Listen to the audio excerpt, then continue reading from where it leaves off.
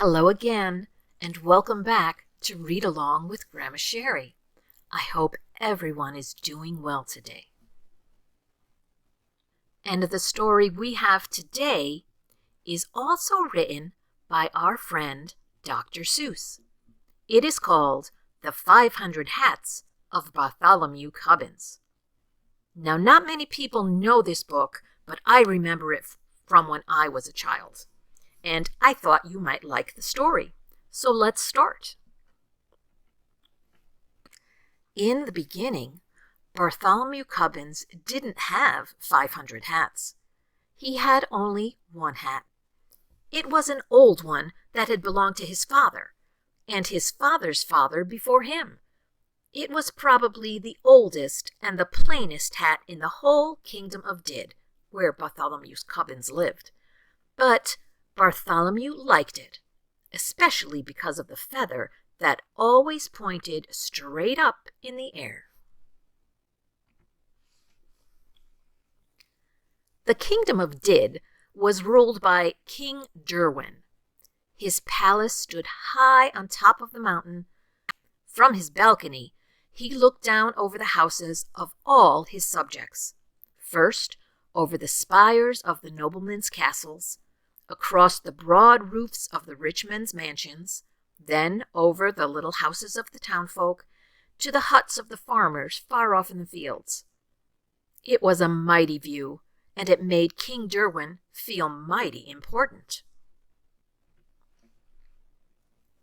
Far off in the fields, on the edge of a cranberry bog, stood the hut of the Cubbins family. From the small door, Bartholomew looked across the huts of the farmers, to the houses of the townfolk, then to the rich men's mansions and the noblemen's castles, up to the great towering palace of the king. It was exactly the same view that King Derwin saw from his balcony, but Bartholomew saw it backward. It was a mighty view, but it made Bartholomew Cubbins feel mighty small. Just after sunrise one Saturday morning, Bartholomew started for town. He felt very happy. A pleasant breeze whistled through the feather in his hat. In his right hand, he carried a basket of cranberries to sell at the market. He was anxious to sell them quickly and bring the money back home to his parents. He walked faster and faster till he got to the gates of the town. The sound of silver trumpets rang through the air. Hoofbeats clattered on the cobbled streets. "Clear the way! Clear the way! Make way for the king!" All the people rushed for the sidewalks. They drove their carts right over the curbstones. Bartholomew clutched his basket tighter. Around the corner dashed 50 trumpeters on yellow-robed horses. Behind them, on crimson-robed horses, came the king's own guards. "Hats off to the king!" shouted the captain of the king's own guards. On came the king's carriage, white and gold and purple. It rumbled like thunder through the narrow streets. It swept past Bartholomew. Then suddenly, its mighty brakes shrieked. It lurched, and then it stopped. The whole procession stood still. Bartholomew could hardly believe what he saw. Through the side window of the carriage, the king himself was staring back, straight back at him. Bartholomew began to tremble. "Back up!" the king commanded the royal coachman. The royal coachman shouted to the royal horses. The king's own guards shouted to their crimson-robed horses. The trumpeters shouted to their yellow-robed horses. Very slowly, the whole procession backed down the street until the king's carriage stopped right in front of Bartholomew. The king leaned from the carriage window and fixed his eyes directly on Bartholomew Cubbins. "Well? Well?" he demanded. Bartholomew shook with fright. "I ought to say something," he thought to himself, but he could think of nothing to say. "Well," demanded the king again, "do you or do you not take your hat off before your king?" "Yes, indeed, sire," answered Bartholomew, feeling greatly relieved. "I do take my hat off before my king." "Then take it off this very instant," commanded the king more loudly than before. "But, sire, my hat is off," answered Bartholomew. "Such impudence!" shouted the king, shaking his angry finger. "How dare you stand there and tell me your hat is off?" "I don't like to say you're wrong, sire," said Bartholomew very politely, "but you see my hat is off," and he showed the king the hat in his hand. "If that's your hat in your hand," demanded the king, "what's that on your head?" "On my head?" gasped Bartholomew. There did seem to be something on his head. He reached up his hand and touched a hat. The face of Bartholomew Cubbins turned very red. "It's a hat, sire," he stammered, "but it can't be mine. Someone behind me must have put it on my head." "I don't care how it got there," said the king. "You take it off," and the king sat back in his carriage. Bartholomew quickly snatched off the hat. He stared at it in astonishment. It was exactly the same as his own hat, the same size, the same color, and it had exactly the same feather. "By the crown of my fathers," roared the king, again leaning out of the carriage window, "did I or did I not command you to take off your hat?" "You did, sire." "I took it off. I took it off twice." "Nonsense! There is still a hat upon your head." "Another hat?" asked Bartholomew, reaching up his hand and touching a hat. "Come, come! What is the meaning of all this?" demanded the king, his face purple with rage. "I don't know, sire," answered Bartholomew. "It never happened to me before." The king was now shaking with such fury that the carriage rocked on its wheels, and the royal coachman could hardly sit in his seat. "Arrest this impudent trickster!" shouted the king to the captain of the king's own guards. "We'll teach him to take off his hat." The royal coachman cracked his whip, and the king's carriage swung forward up the street toward the palace. But the captain of the king's own guards leaned down from his big brass saddle and grabbed Bartholomew Cubbins by his shirt. Away flew Bartholomew's basket. The cranberries bounced over the cobblestones and rolled down into the gutter. With a jangling of spurs and a clatter of horseshoes, the captain and Bartholomew sped up the winding street toward the palace. Out of the narrow streets, on up the hill. Bartholomew clung to the captain's broad back. On and on they galloped, past the bright gardens of the wealthy merchants, higher and higher up the mountain, on past the walls of the noblemen's castles. Floop! The sharp wind whisked off Bartholomew's hat. Floop! Floop! 2 more flew off. Floop, floop, floop! Flew another, and another. 4, 5, 6, 7. Bartholomew kept counting as the hats came faster and faster. Lords and ladies stared from the windows of their turrets, wondering what the strange stream of hats could mean. Over the palace drawbridge they sped, through the great gates and into the courtyard. The captain pulled in his reins. "His Majesty waits in the throne room," said a guard, saluting the captain. "The throne room!" The captain dropped Bartholomew to the ground. "I'd certainly hate to be in your shoes," he said, shaking his head sadly. For a moment, Bartholomew was terribly frightened. Still, he thought to himself, the king did nothing dreadful to punish me because I really haven't done anything wrong. It would be cowardly to feel afraid. Bartholomew threw back his shoulders and marched straight ahead into the palace. "Follow the black carpet," said the guard at the door. All through the long hallway, Bartholomew could hear the muttering of voices behind heavy doors. "He won't take off his hat. No, he won't take off his hat." Bartholomew walked on till he stood in the very middle of the throne room. The king, in a long scarlet robe, was sitting on his throne. Beside him stood Sir Ulrich, keeper of the king's records. He wore in his belt, instead of a sword, a long silver ruler. Lords and noblemen of the court stood solemn and silent. The king looked down at Bartholomew severely. "Young man, I'll give you one more chance. Will you take off your hat for your king?" "Your Majesty," said Bartholomew as politely as he could, "I will, but I'm afraid it won't do any good." And he took off his hat. And it didn't do any good. Another hat sat on Bartholomew's head. He took off hat after hat after hat after hat, until he was standing in the middle of a great pile of hats. The lords and noblemen were so astonished they couldn't even speak. Such a thing had never happened in the throne room before. "Heavens," said Sir Ulrich, keeper of the records, blinking behind his triangular spectacles. "He's taken off 45. "And there were 3 more down in the town," said the king. "And you must add on 87 more that blew off my head as we galloped up the hill," said Bartholomew, trying to be helpful. 135 hats.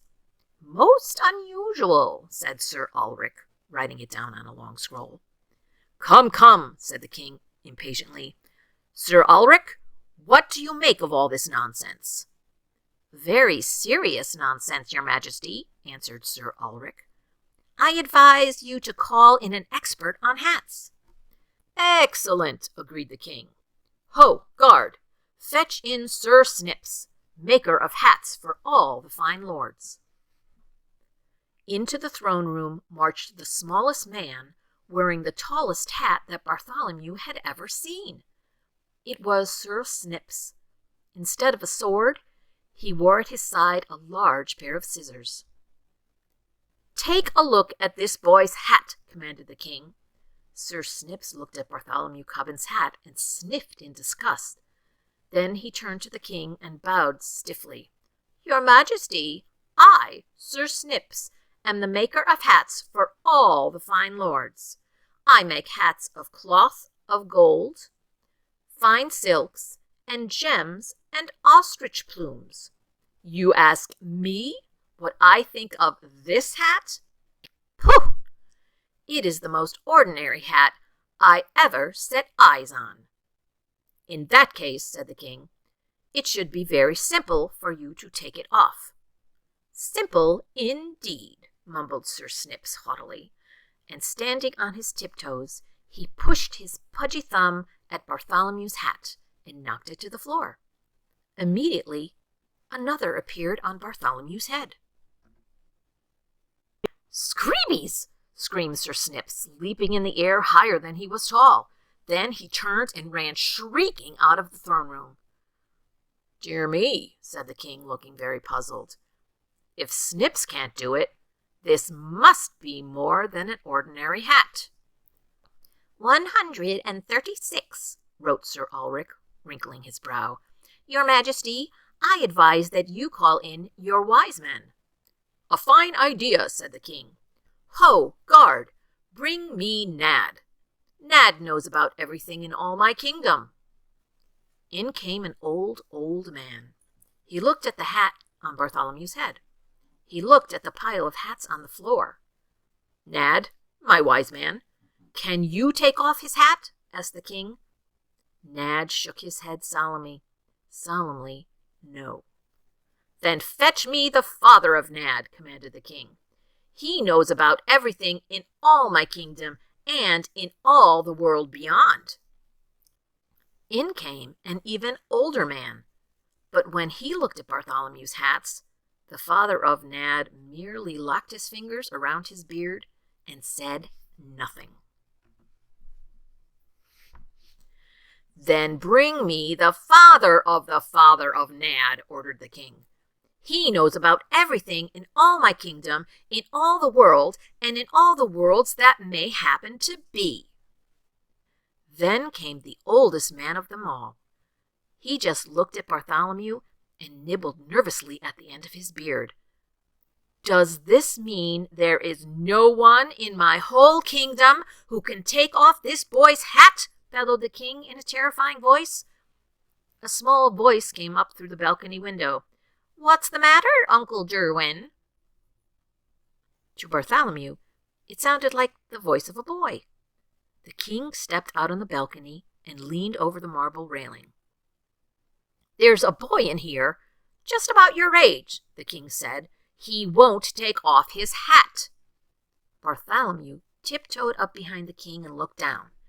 There stood a boy with a big lace collar, a very proud little boy with his nose in the air. It was Grand Duke Wilfrid, nephew of the king. "You sent him down here," said the Grand Duke Wilfrid. "I'll fix him." The king thought for a minute. He pushed back his crown and scratched his head. "Well, maybe you can. There's no harm trying." "Take him to the Grand Duke Wilfrid," commanded the king, and two of the king's own guards led Bartholomew out of the throne room. "Pooh!" said Grand Duke Wilfrid, looking at Bartholomew's hat and laughing meanly. "That hat won't come off. You stand over there." He pointed to a corner where the wall curved out. "I need a little target practice with my bow and arrow." When Bartholomew saw that the Grand Duke Wilfrid had only a child's bow, he didn't feel frightened. He spoke up proudly. "I can shoot with my father's big bow." "My bow's plenty big enough for shooting hats, especially hats like yours," answered Wilfrid, and he let fly an arrow. Zip! It grazed Bartholomew's forehead and nipped off his hat. Away it blew and over the parapet, but another hat appeared on his head. Zip! Zip! Zip! The arrows flew till the Grand Duke's whole bagful of arrows was gone, and still a hat sat upon Bartholomew's head. "It's not fair!" cried the Grand Duke. "It's not fair!" He threw down his bow and stamped upon it. 154 hats, gulped Sir Ulrich. "These hats are driving me mad!" The king's voice rang out through all the palace. "Why waste time with a child's bow and arrow? Fetch me the mightiest bow and arrow in all my realm. Fetch the yeoman of the bowmen." "Yeoman of the bowmen!" echoed all the lords and noblemen of the court. A gigantic man strode out across the terrace. His bow was as big as the branch of a tree. The arrow was twice as long as Bartholomew and thicker than his wrist. "Yeoman of the bowmen," said the king, "shoot off that boy's hat and make it stay off." Bartholomew was trembling so hard that he could scarcely stand straight. The yeoman bent back his mighty bow. Grrrp! Like a mad giant hornet, the arrow tore through the air towards Bartholomew Cubbins. Grrrp! The sharp arrowhead bit through his hat and carried it off, on and on for a full half-mile. Zhup! It plunked to a stop in the heart of an oak tree. Yet there on Bartholomew's head sat another hat. The face of the yeoman of the bowmen went white as the palace walls. "It's black magic!" he shrieked. "Black magic! That's just what it is," sighed the king with relief. "I should have thought of that before. That makes things simple. Back to the throne room. Call my magicians." In the whole throne room there wasn't a sound as loud as a breath. But from the spiral stairs that led down to the southwest tower came the shuffling of slow, padded feet. The magicians were coming. Low and slow, they were chanting words that were strange. "Dig a hole 5 furlongs deep, down to where the night snakes creep.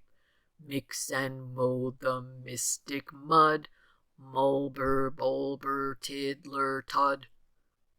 In came 7 black-gowned magicians, and beside each one stalked a lean black cat. They circled around Bartholomew Cubbins, muttering deep and mysterious sounds. "Stop this useless muttering," ordered the king. "I want a chant that will charm away this boy's hat." The magicians huddled over Bartholomew and chanted, "Tinkabus, Tinkabus, Fiditchy clay, hat on this demon's head, fly far away.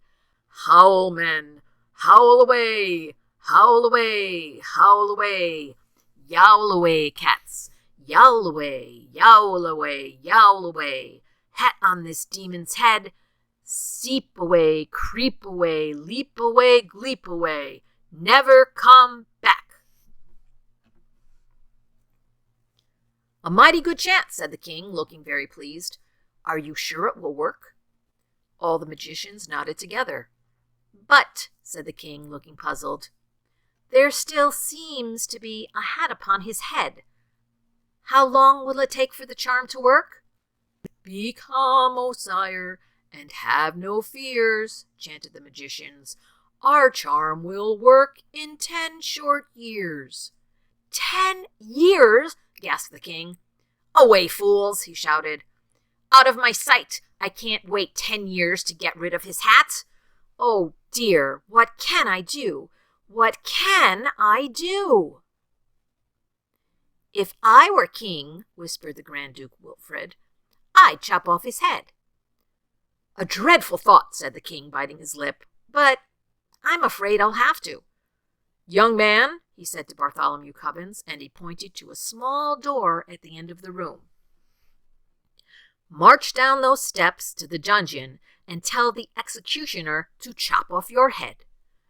Bartholomew's heart sank into his boots, but he did as the king commanded. I must take off my hat, he said to himself as he started down the long black stairway. This is my last chance. One hat after another he tore from his head. 156, 157, 158. It grew colder and damper. 217, 218, 219, down, down, down. 231, 232, 233. It seemed to Bartholomew he must be in the very heart of the mountain. Who's there? Said a voice from the blackness. Bartholomew turned a corner and stepped into the dungeon. The executioner was whistling and swinging his axe idly because, at the moment, he had nothing to do. In spite of his business, he really seemed to be a very pleasant man. The king says you must chop off my head, said Bartholomew. Oh, I'd hate to, said the executioner, looking at him with a friendly smile. You seem like such a nice boy. Well, the king says you have to, said Bartholomew, so please get it over with. All right, sighed the executioner, but first you've got to take off your hat. Why? Asked Bartholomew. I don't know, said the executioner, but it's one of the rules. I can't execute anyone with his hat on.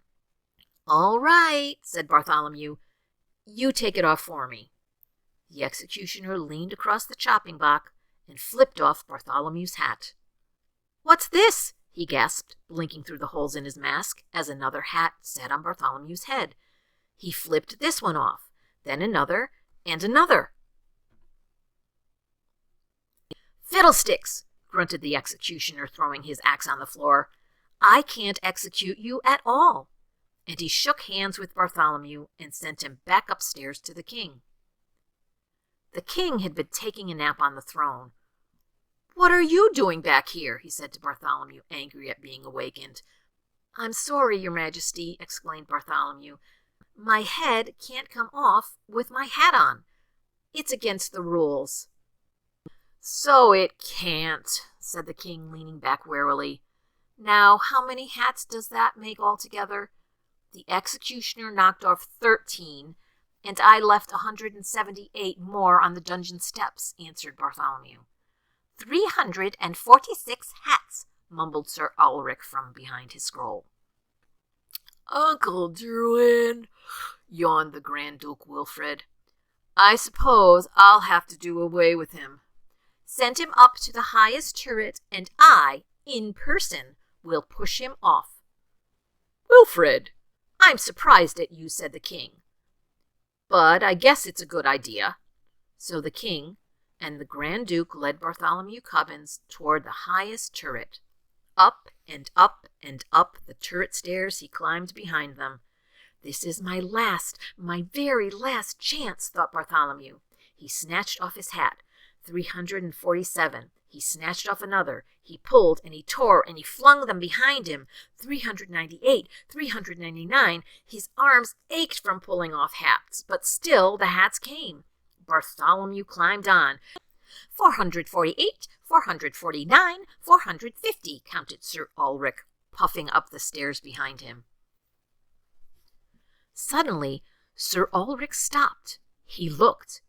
He took off his triangular spectacles and wiped them on his sleeves, and then he looked again. The hats began to change. Hat 451 had not one, but 2 feathers. Hat 452 had 3, and hat 453 had 3 and a little red jewel. Each new hat was fancier than the hat just before.